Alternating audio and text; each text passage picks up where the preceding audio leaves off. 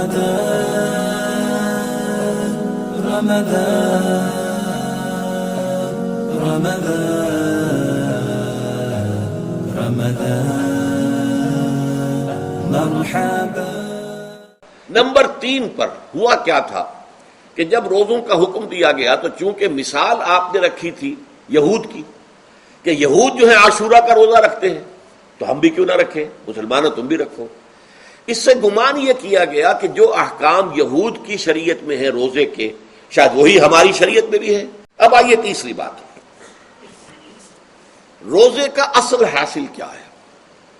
اب پہلی آیت پر ہمیں توجہ دینی ہوگی، یا ایھا الذین آمنوا کتب علیکم الصیام، اہل ایمان تم پر روزہ فرض کیا گیا، لکھ دیا گیا، طے کر دیا گیا۔ اگرچہ جیسا کہ میں نے عرض کیا یہ ابتدائی حکم ہے اور اس میں وجوب علی تخییر وہ بعد میں آ چکا دوسری آیت میں، کما کتب علی الذین من قبلکم، جیسے کہ یہ فرض کیا گیا تھا ان پر جو تم سے پہلے تھے، یعنی یہود اور نصارہ، ان پر بھی یہ روزہ جو ہے یہ فرض تھا۔ البتہ احکام مختلف ہو گئے، جیسے جمعے کا دن اور جمعے کو چھوڑ کر یہودیوں نے سبت کا دن اختیار کیا، عیسائیوں نے جو ہے وہ سنڈے کو اختیار کر لیا، لیکن احکام میں فرق ہے۔ وہاں پورے سبت کے دن، ہفتے کے دن کاروبار دنیاوی مطلقاً حرام، لیکن ہمارے ہاں شریعت کے اندر آسانی پیدا کی گئی کہ صرف جمعے کی اذان سے لے کر نماز ادا ہو جانے تک وہ حرام ہے، لیکن باقی یہ ہے کہ اس سے پہلے بھی اگر کرو اور بعد میں جب فَإِذَا قُضِيَتِ الصَّلَاةُ فَانتَشِرُوا فِي الْأَرْضِ وَابْتَغُوا مِن فَضْلِ اللَّهِ، جب نماز ادا ہو چکے تو جاؤ، منتشر ہو سکتے ہو زمین میں اور اللہ تعالیٰ کے فضل کو تلاش کر سکتے ہو۔ تو اسی طریقے سے اگرچہ حکم روزہ جو ہے وہ تو سابقہ امتوں میں بھی تھا، لیکن یہ اس کے احکام جو ہے ان کے اندر تغیر و تبدل ہے۔ کتب علیکم الصیام کما کتب علی الذین من قبلکم لعلکم تتقون، تاکہ تمہارے اندر تقوی پیدا ہو جائے۔ اب یہ ہے حکمت صوم کی پہلی آیت۔ تقوی کسے کہتے ہیں؟ بچنا۔ کس چیز سے بچنا؟ اللہ نے جو چیزیں حرام کی ان سے بچنا، اللہ کے احکام کو توڑنے سے بچنا۔ دیکھیے یہ لفظ جو ہے اس کا مادہ ہے وا، قاف اور یا، وقا۔ وقا یقی کے معنی ہے کسی کو بچانا۔ ہم دعا مانگتے وقنا عذاب النار، اے اللہ ہمیں آگ کے عذاب سے بچا لے۔ لیکن اتقا بنتا ہے باب افتعال، واو تے میں شامل ہو گئی تو اتقا، اور اسی سے تقوی ہے۔ تقوی کے معنی کیا ہے؟ بچنا، خود بچنا۔ وقا یقی دوسرے کو بچانا۔ بچنا اللہ کے احکام کو توڑنے سے، اللہ کی حرام کردہ چیزوں میں ملوث ہونے سے، اللہ کے غضب سے، غصے سے، اللہ کی ناراضگی سے، اور آخرت میں اللہ کے عذاب سے۔ یہ بچنے کی روش ہے، پوری زندگی میں بھی اس کو جاری رکھو۔ یہ تقوی زندگی میں کیا ہوگا؟ اللہ کے احکام کو توڑنے سے بچنا، اللہ کی حرام کردہ چیزوں میں ملوث ہو جانا، ان کا استعمال کرنا، کھانے پینے سے متعلق ہوں یا وہ شہوت سے متعلق ہوں یا کسی اور چیز سے متعلق ہوں، اس سے بچنا۔ اور یہ بچنا جو ہے آخرت میں نتیجہ خیز ہوگا، جہنم سے بچاؤ ہو جائے گا، آگ کے عذاب سے نجات مل جائے گی۔ اچھا روزے کا اس سے تعلق کیا ہے یہ سمجھ لیجئے۔ دیکھیے ہمارے گناہوں کا سب سے بڑا سبب ہمارے نفسانی تقاضے ہیں۔ ہم ایک حیوان بھی ہیں اور حیوان سے برتر بھی کچھ ہے، وہ میں بعد میں عرض کروں گا، لیکن حیوان تو ہے۔ جیسے ہر حیوان کو کچھ خوراک کی ضرورت ہے، ہمیں بھی ضرورت ہے۔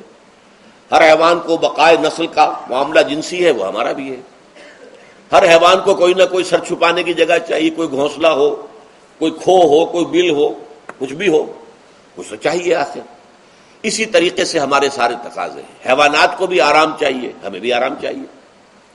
یہ حیوانی تقاضے جو ہیں، جن کو ہم کہیں گے اینیمل انسٹنکٹس، ہمارے وجود کے اندر ہیں یہ، اور ان کا تقاضا ہمارے اندر سے ابھرتا ہے۔ اسی کو اڈ اینڈ لیبیڈو کہا ہے فرائڈ نے۔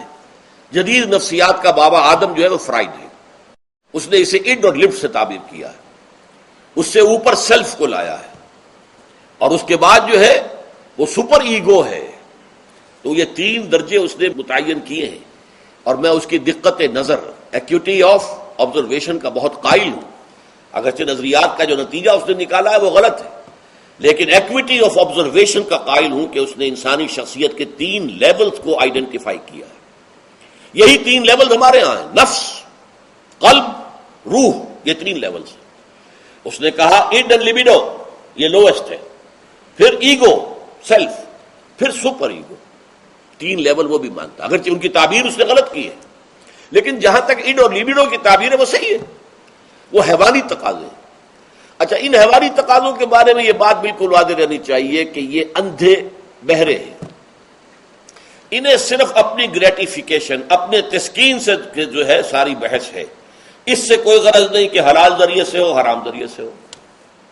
پیٹ کھانے کو مانگتا ہے بھوک کے اندر، اب آدمی جو ہے حرام کے اندر بھی وہ مار بیٹھتا ہے، یہاں تک کہ خود شریعت اجازت دیتی ہے کہ اگر جان پر بن جائے آدمی جو ہے وہ فاقے سے مر رہا ہو تو وہ کوئی حرام چیز کھا کر بھی اپنی جان بچا سکتا ہے، لیکن عام حالات میں نہیں۔ لیکن ہو سکتا ہے ہمارا چٹخارا جو ہے وہ حرام کی طرف ہمیں لے جائے، کسی کو واقعتاً اللہ نہ کرے کہ سور کے گوشت کا چسکا لگ جائے، وہ اس کے بغیر بچتا ہی نہیں، کھاتا ہے، شراب کی عادت ہو گئی پیتا ہے، یہ نہیں۔ تو ہمارا پیٹ مانگتا ہے اور اسے اس سے غرض نہیں کہ حلال سے کھایا ہے یا حرام سے کھایا ہے۔ ہماری شہوت اپنی تسکین چاہتی ہے، اسے اس سے غرض نہیں کہ حلال سے یا حرام سے، جائز سے یا ناجائز سے۔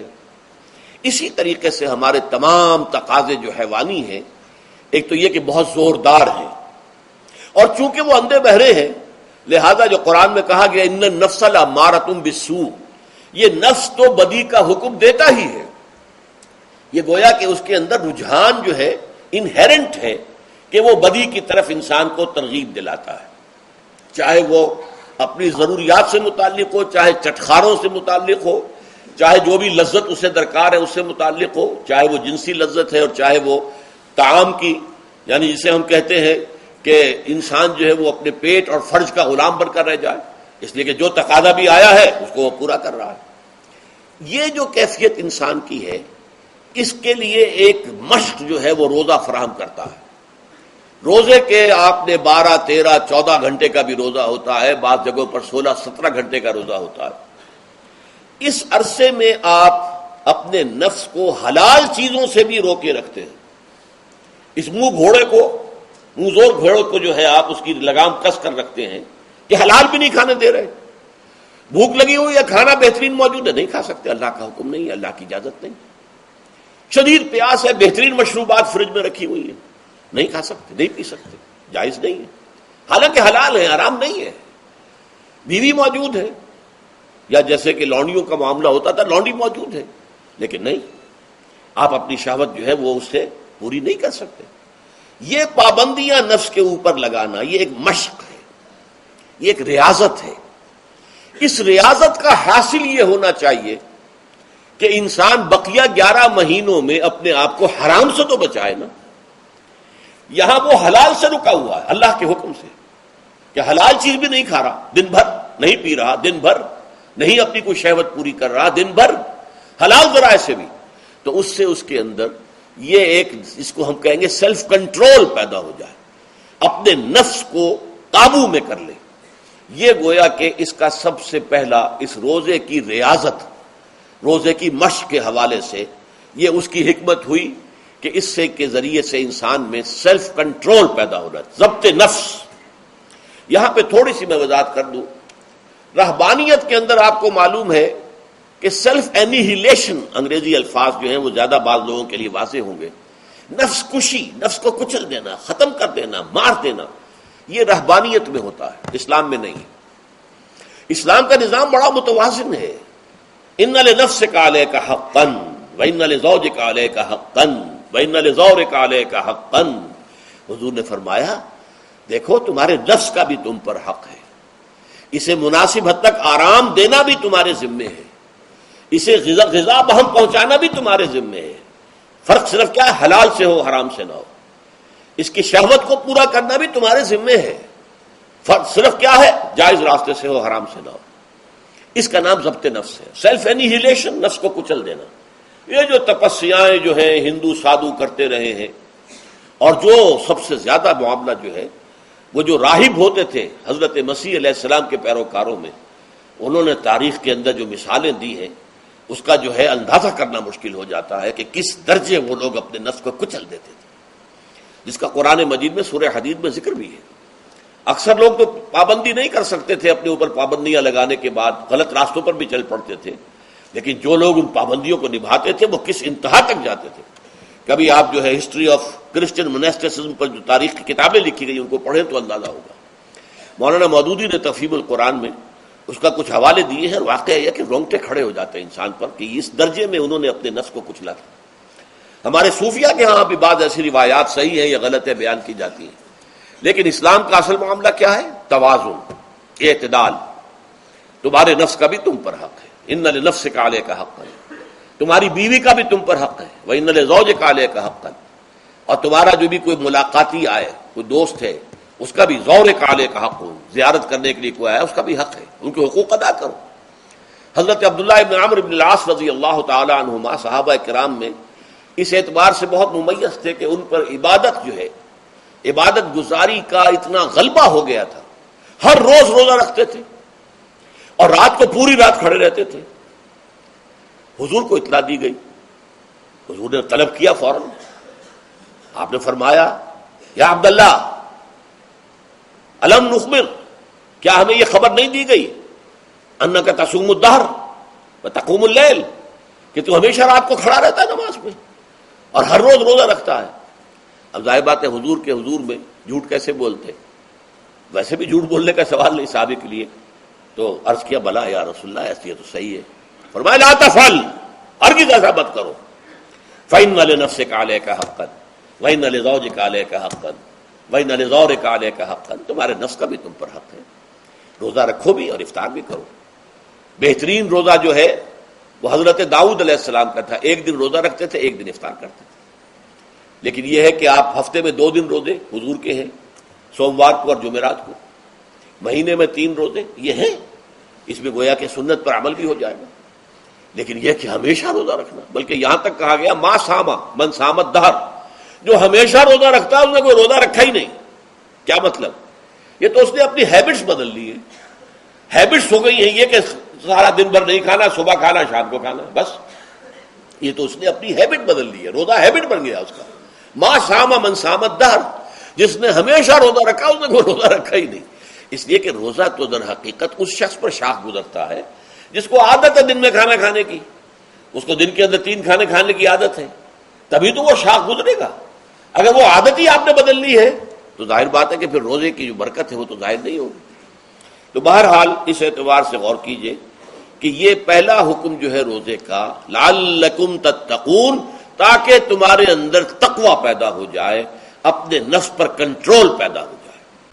اس کو یوں سمجھیے کہ یہ ایک بڑا منہ زور گھوڑا ہے، ہمارا جو نفس ہے، ہمارا جو جسم ہے، حیوانی نظام، اس پر ہماری خودی یا ہماری انا یا ہماری ایگو یا ہمارا سیلف یہ اس پر حکمران ہے، اس کا گھوڑے کا سوار ہے۔